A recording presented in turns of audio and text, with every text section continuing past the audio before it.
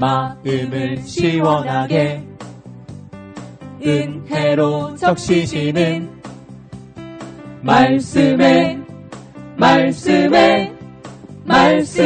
폭포수. 안녕하십니까. 말씀의 폭포수의 김대광 목사입니다. 하나님 안에서 우리가 살아간다는 것 믿음으로 보고요. 또 믿음으로 듣고 또 믿음으로 우리가 생각할 때에 우리가 보고 듣는 생각하는 그 모든 것들이 하나님이 되는 줄 믿습니다. 예, 삶의 기준이 곧 하나님이 또 그 믿음이 되어야 한다는 것이죠. 예, 맞습니다. 우리가 어떤 환경 속에서도 그 믿음을 기준으로 본다면 그 속에서 하나님을 발견할 뿐더러 우리는 우리가 살아가는 삶이 아무리 힘들고 어렵다 할지라도 하나님의 그 큰 은혜를 그 삶의 현장 속에서 만나가게 될 줄 믿습니다. 오늘은 마태복음서 8장 18절에서부터 22절에 있는 말씀을 가지고 은혜를 나눠보고자 하는데요. 본격적인 은혜의 말씀을 나누기에 앞서서 지난주에 이어서 귀한 목사님들 나오셨습니다. 안녕하십니까? 안녕하십니까? 네, 반갑습니다. 한 분씩 인사 말씀 좀 부탁드리겠습니다. 네, 저는 한림성심대학교 겸임교수인 이윤기 목사입니다. 저는 엘림선교회 조중섭 목사입니다. 네, 이윤기 목사님, 예, 어떤 분야를 강의하시죠? 심리상담학 쪽을 강의하고 있습니다. 네, 심리상담학. 예, 심리상담학을 강의하시다 보면 결론은 예수님께로 돌아와야 됩니다. 그렇죠.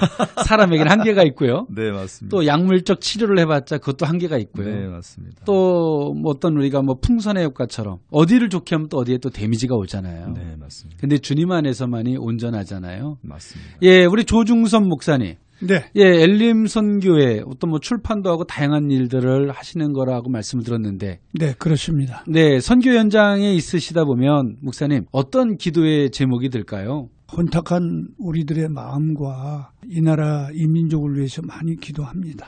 네, 맞습니다. 사실은 목사님, 뭐 예수님 당시에도 이단이 있었고요. 초대교회도 마찬가지였고요. 항상 복음의 현장 속에서는 힘든 역경은 항상 있었잖아요. 그럴 때마다 우리가 그것을 능히 이길 수 있었던 것은 우리가 믿음의 정도, 또 믿음의 합당한 길을 걸어갈 때 그 모든 것들을 또 이기게 하셨던 분이 주님이시잖아요.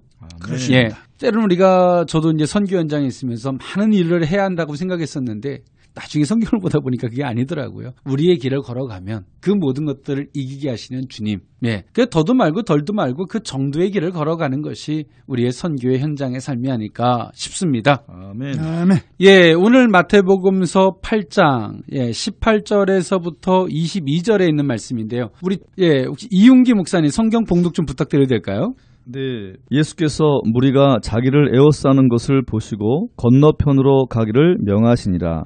한 서기관이 나와 예수께 아뢰되 선생님이여 어디로 가시든지 저는 따르리이다. 예수께서 이르시되 여우도 굴이 있고 공중의 새도 거처가 있으되 인자는 머리 둘 곳이 없다 하시더라.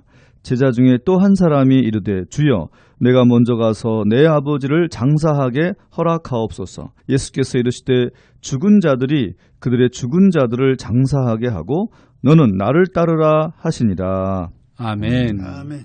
예. 오늘 예수님께서 기적을 일으키면 일으킬수록 예수님 주변에 많은 사람들이 몰려들었습니다. 예수님의 앞에 몰려드는 사람은 진리에 대한 갈급함이나 또 주님 나라에 대한 사모함보다는 자기의 목적을 이루고 자기의 뜻을 관철시키고자 하는 자들이 예수님에게 찾아들었죠. 예수님은 그들의 마음을 아셨는지라 예수님께서는 무리가 자기를 애워싸는 것을 보시고 건너편으로 가기를 명하셨습니다. 여기서의 건너편은 갈릴리 호수 동편 가다라 지방을 가리키고 있는데요. 예수님은 이처럼 그 온 무리들을 떠나서 다른 곳으로 가기를 원하셨죠. 그럴 때 한 서기관이 예수님에게 나왔습니다. 그리고 이렇게 말합니다. 19절에 보니까 예수께 아뢰되 선생님이여 어디로 가시든지 저는 따르리이다 라고 이야기를 했어요. 아골골짝 빈들에도 복음 들고 가오리다. 요즘 신학생들이 이 찬양의 가사말을 좀 바꿔 부른다 그래요. 혹시 이윤기 목사님 혹시 아십니까? 잘 모르고 있습니다. 예. 어디든지 가오리가 아니라 복음 들고 어디든지 골라 가오리다. 네. 라고 뭐 바꿔서 부른다고 하는데 참 이 시대의 현실이 아닐까 감히 생각을 해봅니다. 자, 우스갯소리인데요. 한 서기관이 이처럼 예수님에게 성경의 학자입니다. 오늘 이 사람이 예수님에게 말씀했죠. 선생님이여, 당신이 어디를 가든지 나는 당신을 따르겠습니다. 얼마나 좋은 말씀이세요, 사실은. 얼마나 좋은 말이에요. 야, 고맙다, 땡큐 할 텐데 예수님은 그 말을 들으시는 분이 아니라 그의 심령의 상태를 보시는 분이시죠. 예수님은 그에게 이런 말씀을 하십니다. 예수께서 이르시되 여우도 굴이 있고 공중의 새도 거처가 있을 때 인자는 머리 둘 곳이 없다 하시더라 라고 말씀하셨어요. 예수님께서 오늘 이 서기관에게 이렇게 말씀하셨을 때는 두 가지의 척도가 아마 있으셨을 거예요. 이 서기관이 예수님을 따르고자 하는 것은 자기 방식대로 자기가 만들어 놓은 폼 안에서 예수님을 따르고자 하는 거예요. 더 정확하게 말하면 예수님을 따르는 것이 아니라 자기가 세워놓은 뜻을 따르는 거예요. 그리고 오늘 예수님을 열심히 따르다가 자기의 뜻하고 조금만 안 맞는 일이 발생을 하면 언제 내가 당신을 따르겠냐라고 확 돌아서게 되는 거죠. 오늘 예수님은 그 서기관에게 그것을 본 거예요. 또 한편에서 오늘 예수님은 무엇을 봤을까요? 서기관에게 그가 가지고 있는 극히 인간적인 것을 보셨겠죠. 그래서 예수님 말씀하세요. 인자는 머리 둘 곳이 없다. 오늘 예수님께서 이 말씀을 하신 것은 서기관을 두고 말씀하신 것도 있고요. 또 한편에서는 제자들을 두고 말씀하신 것도 있어요. 예수님의 치유와 이적과 이 다양한 일들을 그들에게 보여주고 있음에도 불구하고 오늘 그들이 바라보고자 하는 것과 예수님이 바라보고자 하는 건 분명히 달라요. 그리고 그들이 얻고자 하는 것과 예수님이 얻고자 하는 것도 달라요. 그리고 오늘 그들이 무엇을 의지하고 있는 것도 달라요. 그리고 주님을 향해서 정말 메시아 그리스도로 보고 있지도 않아요. 오늘 예수님을 정말 따른다고는 하지만 정말 예수님이 그들에게 마음 둘 자가 없는 거예요. 얼마나 외로울까. 참 목회자의 삶이 과연 이런 게 아닐까. 조중선 목사님. 네. 우리가 목회 현장에 있다 보면 많은 분들이 함께 하겠습니다. 뭐 따르겠습니다. 우리 한번 해봅시다. 의기투합한다. 하잖아요, 목사님. 그렇습니다. 그런데 사실은 저마다의 다 꿍꿍이가 있고 목적이 있는 걸 발견할 때가 있잖아요. 그러면요. 그럴 때 마음이 어떠세요? 순수함이 배제되어져 있는 어떤 열정. 그것을 봤을 때 목사님 같이 갈 수 있나요? 가슴이 아픈 문제인데 네. 참 힘들죠. 사실 같이 간다고는 하지만 그 목적이 사라지는 순간 같이 가는 게 아니죠. 그렇습니다. 목적이 같지 않고 방향이 같지 않는 거죠. 맞습니다. 사실은 이 시대를 살아가는 우리 크리스찬들 안에서도 정말 주님 때문에 주님을 인하여 가는 것이 아니라 우리가 저마다의 어떤 목적이 있어요. 예수 플러스 복음 플러스 어떤 목적이 있어요. 그 목적들 때문에 함께 했다가 목적들이 사라지는 순간에 우리는 서로 갈라서요. 처음부터 예수의 이름으로 함께하는 것이 아닌 거예요. 근데 하물며 이것이 교회까지 이런 모습들이 되는 거죠. 교회는 전라도, 경상도, 충청도, 강원도가 중요한 것이 아니라 예수 때문에 모이지 않았습니까? 맞습니다. 그런데 오늘 우리는 예수 때문에 모인 게 아닌 것이 나중에 발견되어지죠.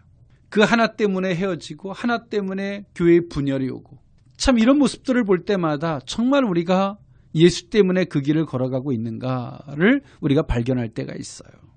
오늘 예수님은 그 서기관을 통해서 그 말씀을 하고 있는 거예요. 그런데 오늘 예수님은 참 이 쓰리 쿠션을 치고 계세요. 당구 용어인데요. 쓰리 쿠션을 치고 있어요.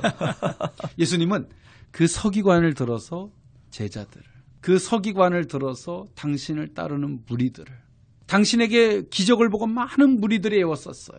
예수님은 어찌 보면 엄청난 당신이 목적한 걸 얻으신 거예요. 엄청난 무리가 몰려들었잖아요. 얻으신 거예요. 그런데 그들 속에서 정말 당신이 원하는 마음을 찾을 수가 없는 거예요. 어느 한 사람조차도. 예수님이 얼마나 마음이 아프셨을까. 그래서 오늘 예수님은 그 서기관을 들어서 그 모든 자들에게 말씀하고 있는 거죠. 그런데 이 제자들이 그걸 내 얘기로 받아들였을까요? 이용기 목사님 어땠을 것 같아요? 들어도 듣지 못하고 라고 하는 말이 생각납니다. 그건 네 얘기지. 이게 내 얘기겠냐? 그렇죠. 저 순수한 의도가 아니구만. 뭐 이런 저마다의 생각들이 있었겠죠. 제자들도 어떤 예수님을 정치적인 최고의 프레지던트로 생각을 했을 것이고 서기관이 나는 당신이 어디로 가든가 당신을 따르겠습니다 라고 했을 때 제자들이 초록이 동색이라고 저 인간도 나 같은 인간이겠구나 라고 생각할 수도 있었겠죠. 근데 사람은 조중선 목사님 그렇지 않습니까? 사실은 내가 어떤 마음을 갖냐에 따라서 다 그렇게 보이잖아요. 목사님 그렇지 않나요? 그럴 수도 있습니다. 예, 우리가 주일날 아침에 교회 갈 때 다 교회 가는 사람처럼 보이고 그렇게 보이지 않나요? 우리 사실은 다 내중심적으로 보이잖아요. 맞습니다. 네, 오늘 이 제자들이 사실 오늘 서기관을 보면서 경쟁의 대상으로 보이고 뭐 사실은 그 서기관을 책망했다라고 여기지 사실은 나를 책망했다고 여기지는 않았겠죠. 그것을 여겼다면 오늘 이 성경의 오늘 이 본문 이후에 제자들이 뭔가 변화된 뭔가의 반응이 있었을 텐데 그렇진 않아요. 이런 요소는 이러한 내용들은 계속 반복을 하고 있는 걸 보면 제자들은 여전히 너의 문제지 내 문제로 받아들이고 있지는 않은 것 같아요. 근데 이용기 목사님 네. 사실은 주님은 우리가 내게 직접 말씀하시는 것만이 말씀은 아니잖아요. 네, 맞습니다. 예, 우리 조중선 목사님에게 말씀하시는 게 제게 말씀일 수도 있고 우리 이용기 목사님이 말씀하시는 게 제 말씀일 수 있잖아요. 근데 우리 스스로 고생하는 사람들을 보면 내게 직접 말씀하시지 않으면 이건 내 말씀이 아니라고 생각하는 목사님 그런 고집쟁이들도 조중선 목사님 혹시 주변에 있지 않습니까? 거의가 다 그렇죠. 거의가 다 그렇습니다. 목사님 그러다 보면 사실은 다 내가 깨지고 내가 부서져 봐야지 아는 거잖아요. 얼마나 잔인해요. 그럼요. 예. 근데 목사님 성경은 우리 스스로 당해보지 않아도 이것을 보고 깨달아라라고 성경은 우리에게 보여주고 있지 않습니까? 그럼요. 근데 사람들은 스스로 내가 겪어봐야지만이 내 하나님이라고 여기는 이 오만함들을 어떻게 하면 바꿀 수 있을까요? 때로는 우리 기독교에서 이것을 잘못 와전 해석해서 우리가 막 경험을 해봐야 된다. 그건 베드로 이야기지 그게 네 이야기냐? 아니 목사님 우리가 물 위를 한번 걷는 게 무슨 의미가 있습니까? 오늘 내 삶에서 은혜를 겪고 사는 게 더 중요한 게 아닙니까?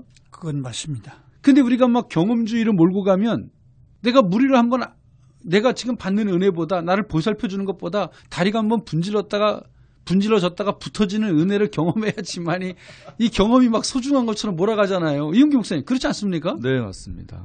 그것이 뭐 대단한 것처럼 그렇지 않게 아니잖아요, 목사님. 네. 우린 바뀌어야 되잖아요. 네, 간접 경험도 경험이기 때문에. 아, 그럼요. 네. 주님 우리가 다 경험한다고 생각해봐요. 얼마나 잔인해요, 목사님. 모세처럼 태어나자마자 막 버림을 받아야 되고 막 미디안으로 막 쫓겨가야 되고 막 얼마나 잔인합니까 이게. 그걸 내가 다 겪었다고 뭐 내가 대단한 건 아니잖아요, 목사님. 예. 근데 우리가 주님은 성경에서 우리에게 보여주는 건 뭐예요? 야, 그들로 인하여 그 은혜를 입으라는 거잖아요. 근데 조중선 목사님, 네. 왜 우리는 그 자리까지 꼭 가야 될까요? 그것이 꼭 대단한 것처럼. 어쩔 수 없는 것 같아요. 왜요? 교만해서?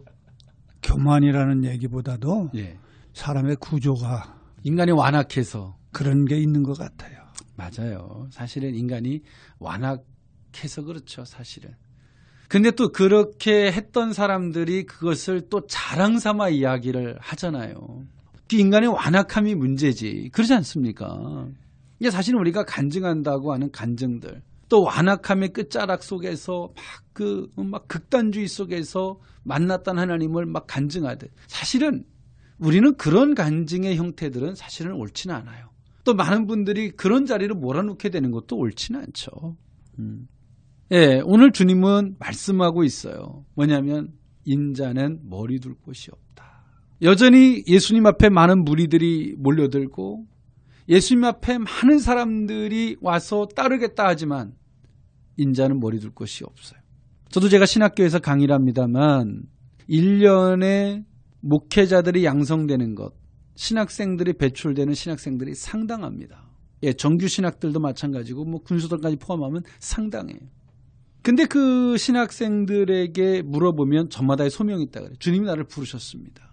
그런데 지금도 많은 목회자들이 목회의 어떤 사역지가 없어서 그 애를 쓰고 있는데 주님은 그들에게 부르셨다는 거죠.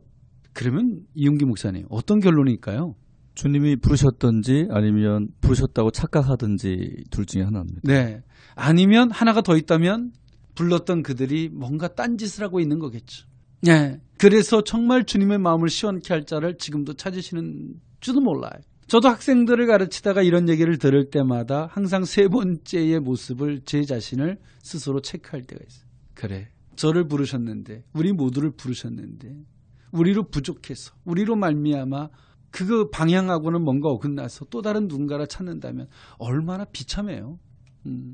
아니면 스스로 불렀다고 착각을 하지만 또 저마다의 욕심을 가지고 있는 인자가 머리 둘 곳이 없는 그런 모습이 아닐까라는 감히 생각을 해볼 때가 있어요. 오늘 이 본문이 우리에게 시사하고 있는 것 맞습니다. 정말 주님은 많은 무리, 많은 제자가 필요한 것이 아니라 정말 주님의 마음을 시원케 할 자, 주님의 뜻과 같이 동의될 만한 자를 주님은 찾고 계신 줄 믿습니다. 아멘.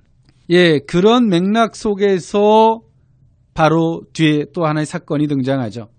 서기관의 이 모습을 보고 있었던 제자 중에 한 사람이 이렇게 말을 합니다. 21절에 제자 중에 또 한 사람이 이르되 주여 내가 먼저 가서 내 아버지를 장사하게 허락하옵소서.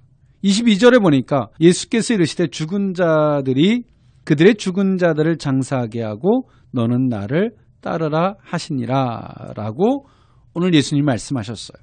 서기관에게 예수님이 말씀하실 때에 한 제자는 그렇게 생각했던 것 같습니다. 저것도 아니구나. 저의 마음이 뭔가 어긋나 있는가 보나. 오늘 이 제자가 이용기 목사님, 이 제자가 주님을 따르겠다라고 하는 이 제자의 마음이 진심이었을까요? 아니었을까요? 진심이죠. 진심이었죠. 그럼요. 진심입니다. 그런데 진심인데 오늘 이 사람은 자기의 조건을 조금만 수용해달라는 거예요. 안 따르겠다는 게 아니잖아요. 주중선 목사님. 가겠다는 거예요. 그렇습니다. 근데 아버지가 돌아가셨는데 장사할 수 있는 시간을 좀 달라는 거예요. 지금의 우리 3일장, 5일장 있지만 이때는 장사가 기간이 좀 길었어요. 그 장사할 좀 시간을 달라는 거예요. 이때 당시에 만약에 아버지를 장사하지 않고 만약에 자식이 가지 않는다면 큰 불효죠. 엄청난 불효예요. 만약에 조중선 목사님이랑 똑같은 상황이라면 예수님께서 야, 죽은 자는 죽은 자들로 장사하게 하고 너는 나를 따르라 그러면 조중선 목사님은 주님을 따르시겠죠? 글쎄, 저도 장사하고 오셔야 됩니까? 뭐라 말하기가 좀 그러네요. 자, 이 뒷감당들은 어떻게 하시려고? 자, 좋아요. 솔직하죠. 맞아요. 우리가 목사지만서도 인간의 육체 옷을 입고 있고 우리가 어떤 정서를 갖고 있느냐에 따라서 그런 거예요. 그렇다고 이용기 목사님. 네. 아버님이 생존해 계십니까? 돌아가셨습니다. 천만 다행이십니다. 만약에 이런 상황이 목사님에게 벌어진다면 어떠실 것 같으세요?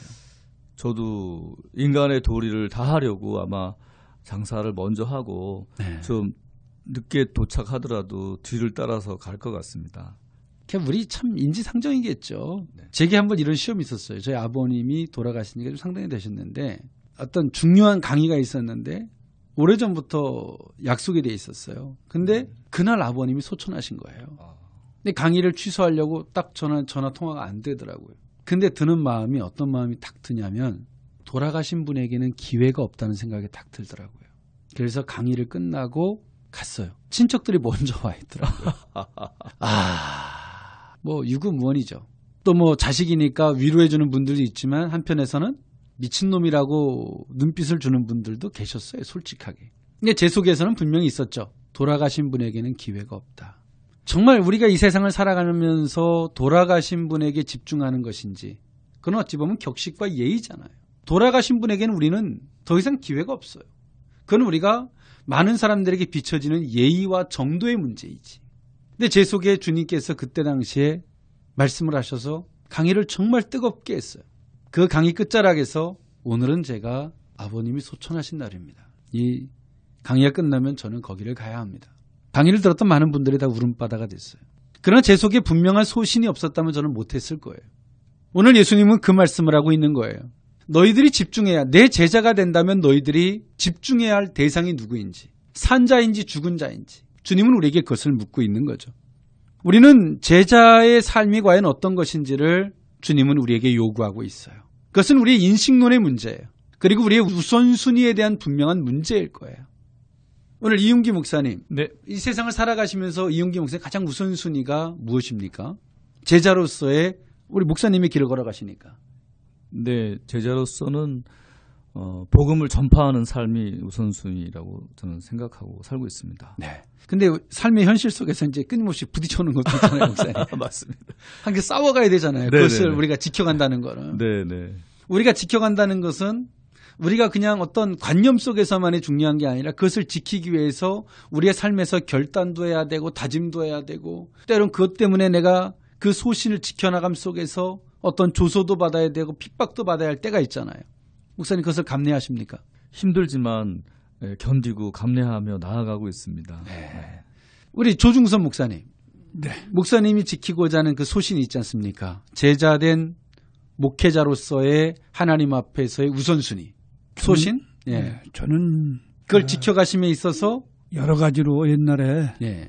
옛날에 많은 도전을 받았죠. 예수 믿기 전부터서도 네. 또 예수 믿고 난 이후에도. 근데 많은 사람들이 저 미친놈이라고 저한테 많이 얘기했어요. 네.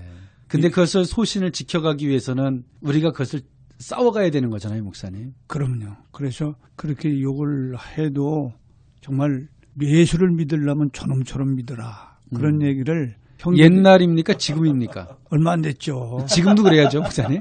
지금도 살려고 하고 있습니다. 예, 맞습니다, 목사님.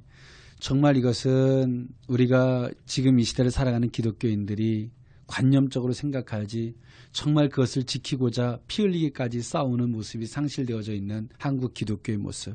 또 제 모습이기도 하고요. 오늘 우리는 다시 한번 이 모든 문제를 개선하고 피 흘리기까지 그 우리가 가지고 있는 부르심의 그 소신을 지켜나갈 수 있는 우리 모두가 될 수 있기를 원합니다. 아멘. 예, 목사님 방송 들으신 마지막 한번 정리 간단하게 한 말씀씩 해주시죠. 이용기 목사님. 네, 저는 오늘 말씀을 통해서 참 제자가 된다는 것이 참 쉽지 않다. 또 그렇게 어려운 길이지만 또 가는 것이 보람 있다. 이런 말씀을 드리고 싶습니다. 네, 조중선 목사님. 저는 오늘 본문 말씀을 통해서 예수님이 가는 길이 너무 힘들고 어렵지만은 믿음으로 그 말씀 잡고 가면은 하나님께서 인도해 주실 것을 확신하면서 감사합니다. 네, 아멘. 감사한 자는 이미 이긴 거죠. 네, 맞습니다. 주님 안에서 우리가 승리하시되 우리가 끝까지 우리를 부르신 그 소신의 싸움을 싸워갈 수 있는 우리 모두가 될 수 있기를 원합니다. 아멘. 예, 목사님 두 분 감사합니다. 아멘. 예, 저는 찬양 하나 들으면서 물러가고자 합니다. 박상규가 부릅니다. 주 없이 살 수 없네. 지금까지 말씀의 폭포수의 김대광 목사였습니다. 감사합니다.